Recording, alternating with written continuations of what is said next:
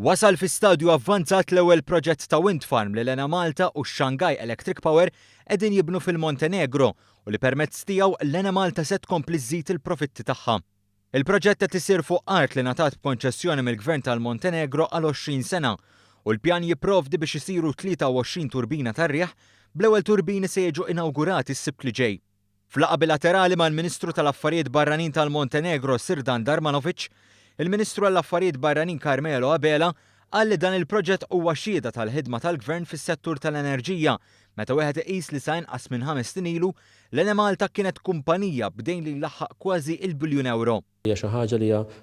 ta' sodisfazzjon doppju fis-sens li din il-kumpanija li sa 5 snin ilu kienet f'xifer falliment u li kien hemm problemi seri kemm għal ħaddiema kif ukoll għall-familji Maltin u Awċin u l-industrija f'Malta, ċertament li issa Lena Malta tinsab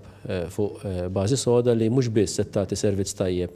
lil Malta ma għandha wkoll is-saħħa li tinvesti f'pajjiżi oħra. F'laqgħat separati u li għalihom attendi d-delegazzjoni mill-kumpanija Shanghai Electric Power, il-Ministru għall-Enerġija Joe Mizzi ikkonferma li x-xogħol jinsab għaddej ġmielu u qal li din kienet opportunità unika għal Lena Malta biex tinvesti f'enerġija nadifa. Iċ-ċermen tal-kumpanija Yun Dan Wang qal li fil-waqt li l-proġett ġie affaċċjat minn qatt ta' sfidi bħalissa jinsab mixi tajjeb u bla problemi. Żied li l-apparat tat-turbini wasal il-Montenegro u mistenni li l-proġett jibda jaħdem sal-aħħar tas-sena.